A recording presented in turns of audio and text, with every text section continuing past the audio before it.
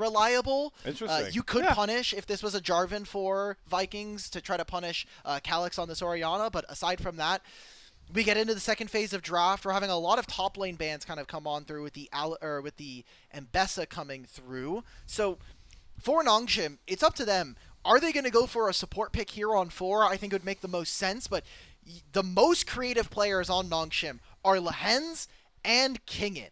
So who gets counterpick kind of is up in the air. All I'm saying, Nongshim fans, if I see a Shen or an Elise locked in for Lehends, all right, never mind. I was going to say pack it up to game 2. He's going to get the Nautilus. So Kai Sanat is the bottom lane combo there for Nongshim.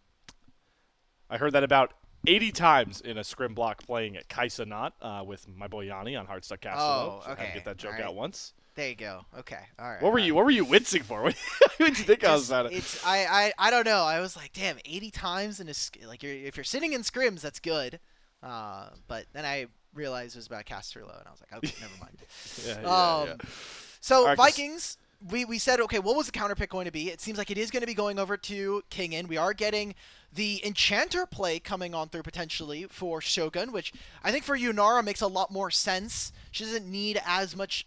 You have enough crowd control from the rest of your team. Yep. This is a very, very monotone composition, though. You are all in on Shogun having to carry fights, and that means that if Shogun is put behind early, or if other members like the laners here from Nongshim are in a good spot, I think that the Vikings are going to find themselves in a very tough spot. I'd agree. Yeah, and we already saw a Yunara from Light that struggled to get going in a kind of similar spot where you're relying a lot on the Yunara. And we're going to get Kingen going out of his bag. We're like, AP will find top laners. Nah, he's throwing the Aatrox down into this Cassante, looking to run it over. This is such a disgusting Aatrox game. Like, who on MGN Vikings actually kills this guy? Like, Cassante doesn't do well in the lane. Galio is going to get eaten alive by this champion, and he's going to have the ultimate that basically means he's unkillable alongside having a Nautilus to guaranteed crowd control onto Yunara. They have the Jarvan and Orianna combo as well. I think this is really tough for the Vikings to end up winning here. They're going to have to mechanically outplay their opponents. I need to see them get 2 objectives before their opponents, because otherwise, you see Nongshim RedForce, you're trying to walk into Fog of War versus an Orianna. You're basically asking to lose. Yeah, it's a really good pivot here. And you talked about the strength. Mid-bot, Shogun going to be the star here for the Vikings, but we alluded to it a little bit before. It's the big leaders that we feel like are the strengths of Nongshim, and you mentioned it, Kingen can just really run wild with this Aatrox. So talking about how you move through the early game here, if you are this Vi, how much of a point do you make it to try and – it's tough, right? Because it's the split duality of, oh, do I try and slow down this Aatrox that's going to be a problem, but I also have to kind of get my Yunara in a comfortable spot in – well, I guess it is a better lane to play through. Karma gives enough, cushion in the early game with Poke and Prio that – I do think Yunara Look, see, they put the top on it. Okay, I'm sorry. I just needed to prove it because you guys were giving me crap. No, I agreed with you. I saw the top yesterday. Yeah. That's fine.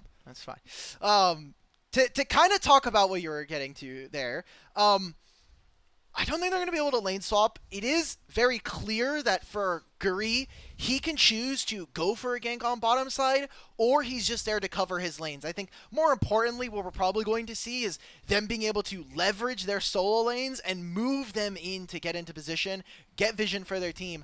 I love these little rotating banner. I think that's actually a bug over on their side. Oh my no! God! See you later, Shulong.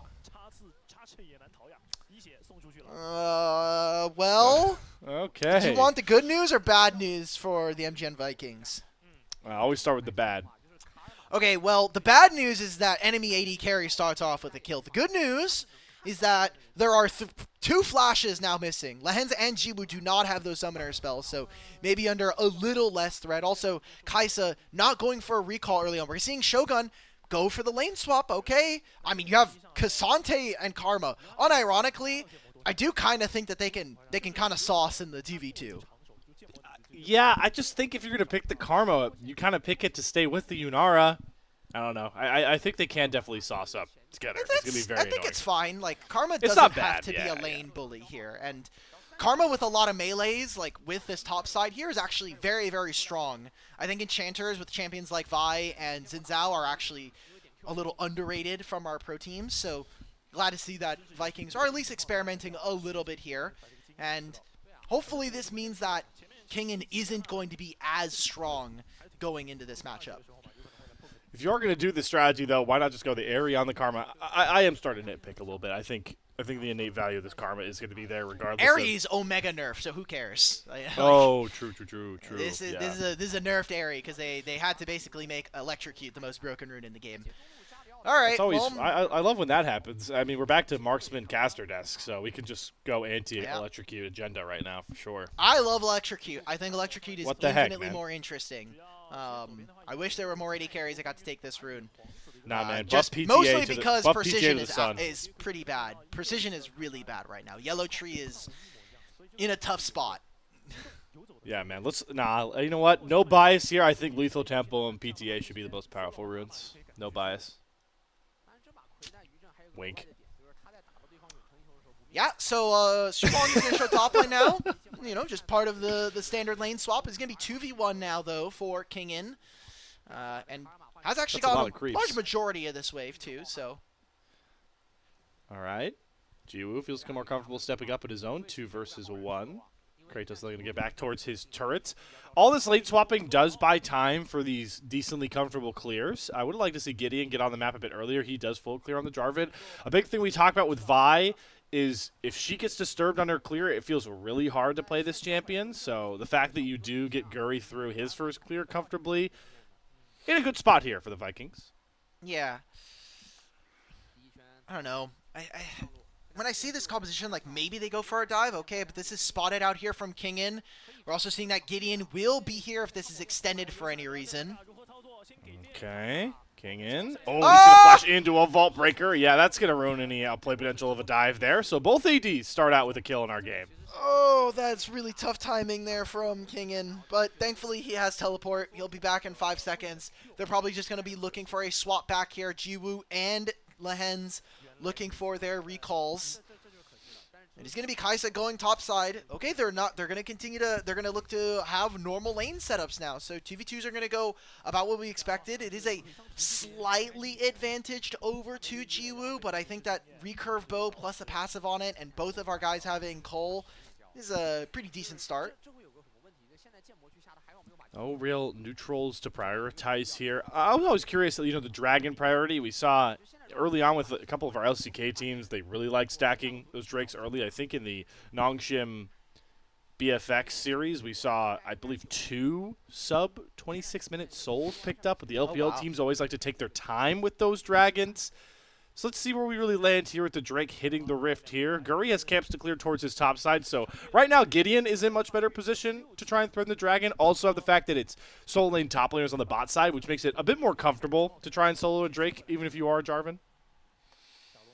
It is a Hextech Dragon, and this Dragon has a lot of hands. This one will beat you up very early on, so will be a little tough. Also, it's going to be a pretty big investment. Yes, Gideon can clear it fairly quickly, but I think for right now, what they're mostly looking for is not only can we maybe squeeze some summoner spells, maybe there's an answer here as Gury finishes his clear on the top side, but can they get some summoner spells before the next objective, right? Because the Grubs are going to spawn in 2 minutes on top side. It is going to get spotted out here by the Vikings. We're going to see any movement here. I know we haven't talked too much about mid lane, but Kalix has been doing a pretty decent job not only bullying Kati away from some of these waves, but, I mean, you're going to have a phase rush Orianna in this game. I think Galio is going to be in a world of hurt in this one. See if Kalix can step up. When he did have a rough go of it in that series up against BFX last time round, so in a comfortable spot with this Orianna, playing an integral role in this team fight. If he's able to chill through the early game, will provide dividends later on here. A lot of a pretty good calm coming onto the Rift. It does feel like our teams are very ultimate-centric. There's not a lot of open avenues for skirmishing, except for a dive forced and a cheeky level 1 catch, so now that we're starting to get ultimates to roll through for our solo lanes and our jungler's not too far behind, I think we are set up pretty aptly for a grub fight in about a minute 18 time. So they get a wave. Looks like this is fine. I mean, after the first blood that we were kind of tripping over, everything seemed like it was really fine. Lehends playing very, very much on the edge there. I like that from him.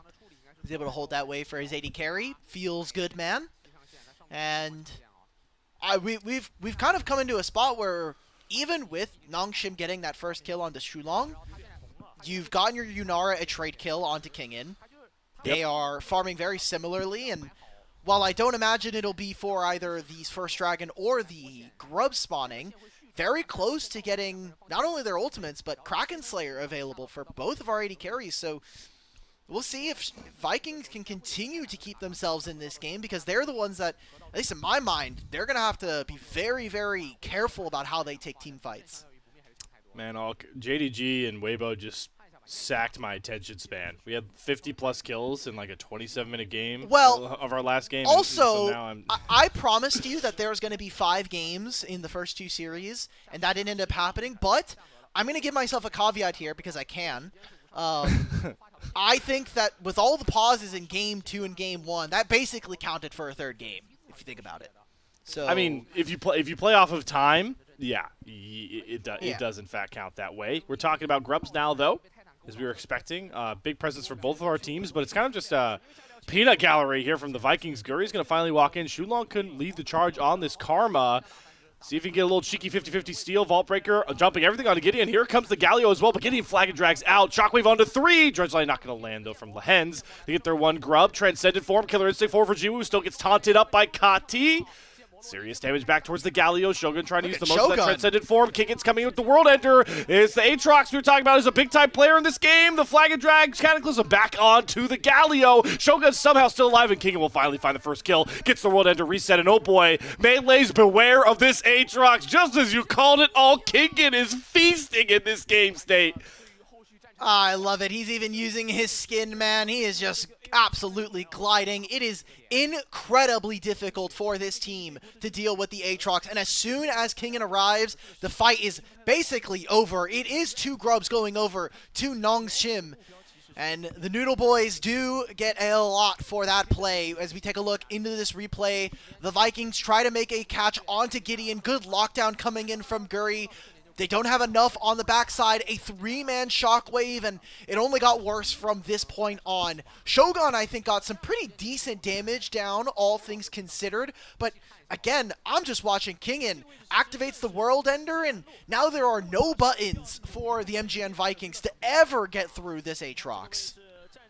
Shogun doing a good job surviving a bit longer. This looks a lot worse here, but because Kingen is such a big problem, Jiwoo gets the free hit on this Kaisa, bring a bit of extra damage here, and now we've really got the 8-ball rolling in the Nongshim side.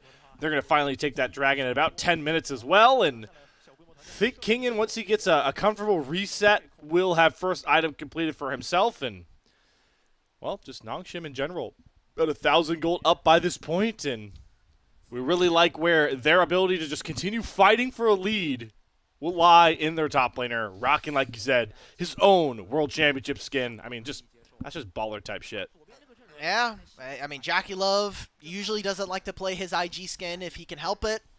Ruler is also someone who very frequently doesn't use his Xayah Worlds Samsung Galaxy skin unless it is an important moment or an important game. But that's just the flexibility. What's up? I was going to ask you, so, like, what would you think if you had a world skin? Because I get the idea of both sides. It's either I feel like it's superstitious and I overuse it, the world skin loses value, but also it's my world skin. Like, you could just rock it all the time. Where would you be at? I'm a very, like, I try to be very boisterous. I try to be very confident, especially if I'm playing in lanes. So I think having a world skin is awesome. Like, how many players have a world skin, right? Like, there's only a very select few players, and sure, you might be superstitious. It might help you, give you that little bit of extra luck, but also, I want to show off, man. Like, I'm a pro player. I'm playing at the top levels. I have a world skin, obviously. So, at some point, I was one of the best players in that year. So, yeah, I would always, if I can, I would love to play it. I would love to be able to use it. But that's coming back to this game. Kind of the reason why we're so scared for this Vikings composition is where is the damage going to be? Like, maybe if Vi was ahead, maybe this was Kasante a little closer to release, we'd be maybe a bit more enthusiastic, but if you're not able to generate leads, you're going to have a Galio who's not going to be able to do much. It's also first item tank coming through for Kati, so if he doesn't get like a ton of AP, he is still not going to really be too influential. It is basically all resting on Shogun, and that's where a 2 to 3 threat composition from Nongshim makes it difficult for this team to thrive. Like we talked about, skirmishes are just where Nongshim are going to want to execute their bread and butter combos. So what objectives can we look forward to doing that next? We're still about 2.5 minutes out from a Herald or an Infernal Drake where they'll want to jockey. So we're just going to fight over potential creeps here. As Gury flies over the wall, he's going to cease assist onto Lehends. They're dumping a lot onto this knowledge support, but a good dredge line is going to cancel any damage. Oh. And oh my god, the Cataclysm onto 4 here. Jiwoo gets the free hit. Maybe they don't need the big bad Aatrox the way their 80 carry can fly into the back line. Gets the killer instinct forward. Shulong doesn't even get the root. It's a double picked up for Kalix, and Nongshim are running wild in our early game now. They stole away the Raptors. They're going to get red buff here for Jiwoo. And guess what? You see pings on the bottom side. It's another wave going on down. Nongshim are just controlling this early game. They're outfighting their opponents. And there's kind of the composition in action there from the Vikings. No damage after the initial setup. It was all invested into Lehends. And cool, Gury, you got some of your Raptor camps, but I think you may have just put your team in too far of a deficit here. This Shockwave again, Kalix. Very impressive rookie. Has been kind of a franchisee player. He's been playing on Nongshim for his entire career back in their Challengers and Academy teams. Oh, Kingen. Kratos! Oh, that's a huge rasp peel, and Kingen, he nearly gets the root back onto it, but he will survive. Both members are going to tick down from their ultimate forms. GIDEON trying to move on over here to punish Kratos. He's going to dash as the root comes across. He doesn't have Cataclysm. Going to get the slow. I don't think he wants to flag and drag under the turret. He's going to miss the poke out with the Q, so Kratos does escape as well. Okay, Lance doesn't land. Lehends now trying to move in. They are using so much of their aggressive pressure. Remember, kind of similar to how we like to talk about Jin, where he can basically play half a lane away. You got a lot of range with the Deadly Flourish. Jiwoo, if they play aggressively in the enemy jungle with this Nautilus and this Jarvan, suddenly there could be a Kaisa ending up in your jungle, and that could create a numbers advantage for this team. Now with the perfect trade coming on through, Kalix not only gets to help push, he gets a lot of damage down onto the turrets thanks to them having those early grubs. I think Nongshim are in a very good spot with a 2,000 gold lead. Dragon spawns in 20 seconds, and they can play with priority wherever they want. It seems like they want to get that first turret of the game. We got double Sundered Sky done. One of the best one item power spiking items you can really bring. Like Eclipse maybe is also up there. So these skirmishers are going to brawl pretty comfortably wherever Nongshim want to prioritize the objective. If you are the Vikings, maybe try and just get suited to take the ladder of the objectives that Nongshim want, right? Pick up the scraps. Is it going to be the Infernal Drake that Nongshim are going to prioritize for Drake stacking, or the short income gold, as you've aptly described it, Alk, of playing for this Herald? It's going to be neither. They're making a TP play onto Kalix in the background here. It's Kati, but that fizzled out as quickly as it started. Oh, it's the Herald play. It's for the Herald. Okay, Yep, I see now. It's for the Herald. Yep, all right. They're able to grab this objective. It's a small win here for Vikings and something that they're going to need to continue to find. Second Dragon also being taken, and look at how much gold they just got for themselves, right? Like, Kalix gets the top lane tier 1, Kingen is taking the bottom lane tier 2, and they're even trying to cut off different ways. We're actually seeing a lot of focus coming on through from the Vikings. There's no teleport, and a good ultimate from Kalix to clear the minion wave. They don't need a wave. They've got knockups. Kalix has a really clutch flash. Gets away from the hero's entrance, and well, he is in a very precarious situation, but I think he's just kind of playing the stall game because the rest of Nongshim, Not again! No! This is definitely an observer bug, by the way, because you can see, there we go! We're back! Kingen is flying around. Kratos is down on the tier 2 turret. We'll see Kati Kalix finally get chased down with the help of Kati. He's going to die into the tier 2 turret. Whew. I'm just happy we weren't stuck in the freeze.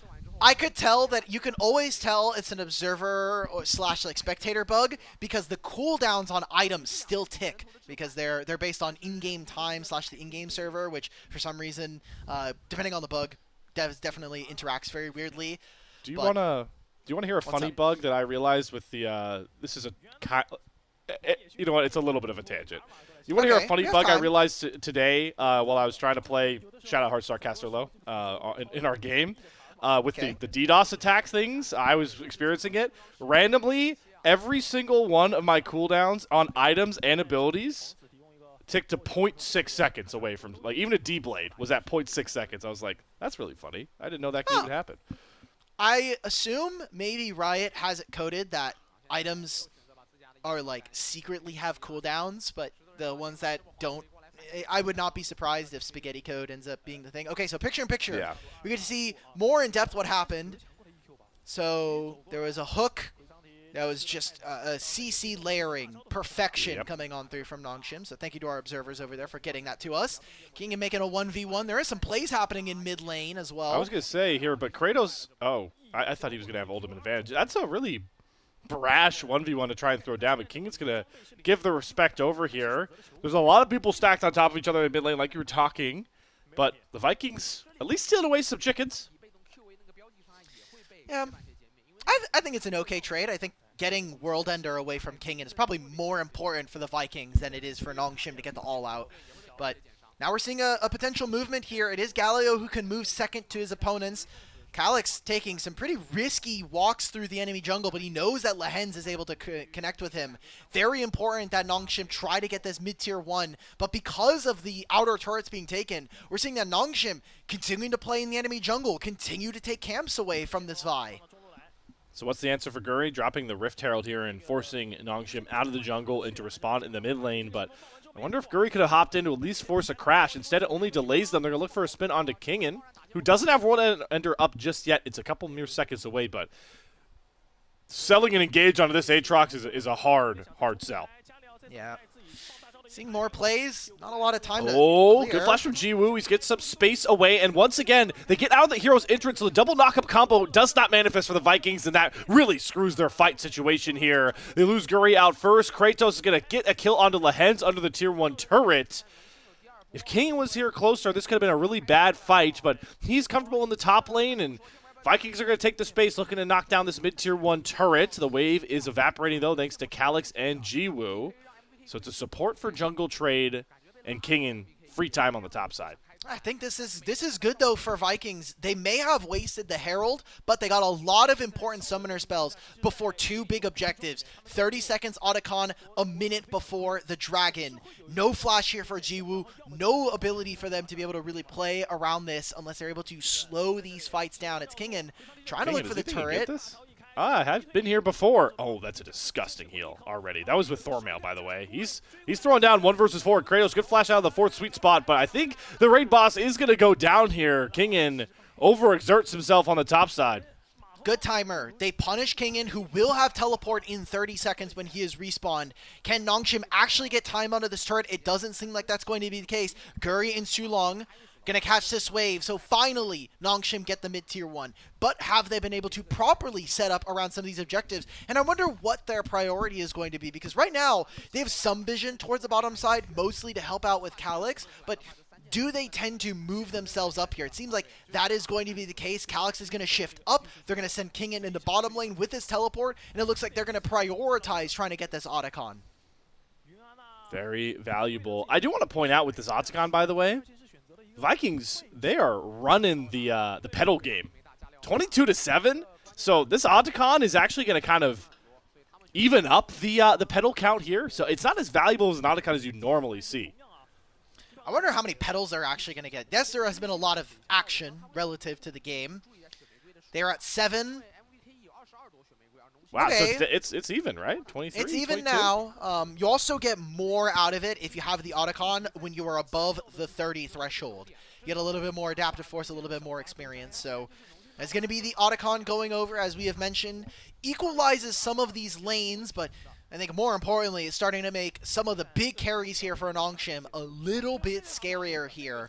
Obviously, almost level 15 Kingen on this Aatrox, and I'm kind of looking at it. I mean, if Lehends can get level 11, that just means that you have more access to that ultimate. Would you like to see more heal cup prioritization from Vikings right now? No. It's just the Thormail. Okay. No. I think if you are going to have more heal cuts, you are going to lose damage, and we've already made a note that Vikings True. are incredibly reliant on Shogun. Kalix. We've used Shockwave Yes, on the ult. tank. And Ooh. Lasagna's to cancel the cease and desist. Vaultbreaker, good flash, though. Again, gets out of that little snap engage from the Vikings, but at least Vikings are doing a good job punishing the aggression as Lehends is going to go in. Hero's entrance, and the Cataclysm is going to get rid of Gury. Killer Instinct to the backline. Oh boy, Jiwoo is right on top of Shu Long. The Karma's going to drop next, and look at Kingen buy all this more space for the backline dive. Shogun goes down. Kati next to fall. All the dominoes in a row in the name of Nongshim as they will eviscerate their opponent and break open the game that they had the lead of for virtually our entire match. That's going to be the end of this one. I mean, if Nongshim can end on this push, then it's merely a formality as we watch the rest of this game go on. Kalix, this guy is just so impressive. While I think he has had not the high highs that we got to see from the rest of Nongshim early on into the year when they had Fisher, I think he has just been consistently, his floor has been a lot higher. And again, this is a guy who is just now finding some of his first time in Tier 1 play. Obviously didn't make it to an international like MSI or Worlds, but getting to play here in ASI, I think very, very good experience for this player. And him and his other solo lane partner in Kingen putting in a ton of work for this fight, not to mention what GIDEON was able to accomplish early on.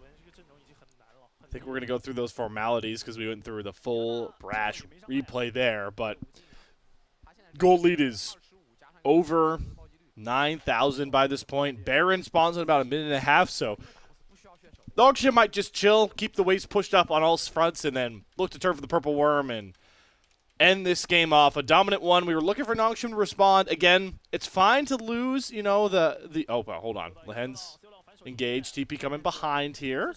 Vikings maybe trying to overload. They're going to throw Kratos to the wolves, but he's not taking enough to deal with this Kai'Sa. He's going to assist on the back line. Jiwoo's fine and dandy. He actually stands right in front of the Vine and says, nice ult, bro. I'm just going to burn your front line, and you're next. Oh, I love the Kai'Sa delivery. Special delivery. Shockwave onto 3, and that will put the nice bow on top of a dominating Nongshim win. Ah, there it is. Nongshim RedForce, the Noodle Boys. They get to style on their opponents as the last bit of play here in this game. A bottom lane inhibitor, a mid lane inhibitor if they really wanted, a way for them to be able to go for it. And this is always going to be an uphill battle, but Nongshim are going to find game number 1. A rude awakening or a rude debut for the Vikings, our last team of the ASI to finally play group stage matches, and they suffer what is currently the quickest loss in Asia Invitational history. There we go. Nongshim take game 1. And we didn't talk too much about the stakes of this game because it is heavily expected that Nongshim RedForce will win here today versus the Vikings. But if that does end up happening, Nongshim will be our first team locked into the knockout stage. And probably looking like potentially going to be the second seed out of this group B, with BNK FearX as projected number 1. I was gonna say when this lock BNK true. FearX, it wouldn't lock Nongshim yet. It doesn't technically lock BNK because they would, if they lose some of their games, you know, on the off chance. But all right, we'll ignore everything I just said the last minute and a half. You just got a bit baited by the fact we've played a lot more Group A games than Group B games through 2 days. Very true. Very true. Yeah, I don't know. It's tough. This is not even the best team in this tournament from LCP, and they look like they were struggling. And that's going to be the case, I think, for our 4th and 5th seeds in GAM and MGN Vikings. If we just look at other international tournaments, just this year alone, CFO was really the only team that looked competitive versus AL looked very good versus T1, obviously, to start off the tournament. Took a best-of-5 win versus MKOI. So, makes sense that the top end of the region looks very good. And I think that has been true of the LCP as a whole historically. The top end looks really, really good. Flash and Wolves. then some of the other teams tend to kind of trickle down. And Vikings in general, if you look at their history, just this year alone, haven't been as dominant. Obviously, ended up kind of taking a short fall here towards the end of the season.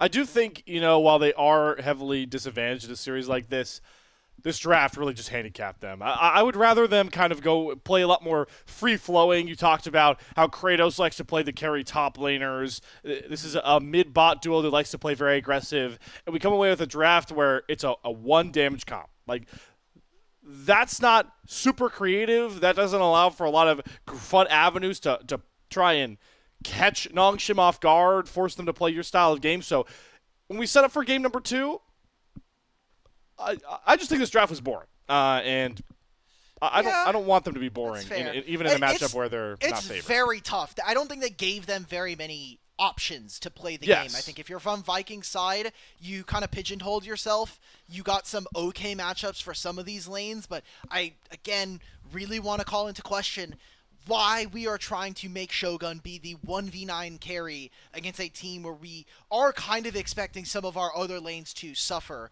I also want to note that out of all of the teams here in this tournament, Vikings should be the most warmed up team. They have played the most recent game over in the LCP promotion series. They only had to play a single best of 5 versus Saigon Dino. It was a 3-1 in their favor. So thankfully for the Vikings, they will be able to play an LCP next year going into 2026. But they are the team that has played the most recent game. It was on literally 3 days ago.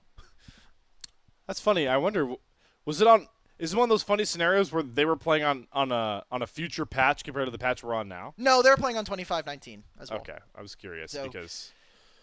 Yeah, I mean, that's a fair shout, but they should be the most warmed up because we heard legendary leaker Douyu talk about that no team was looking for scrims or even practicing really going into this tournament.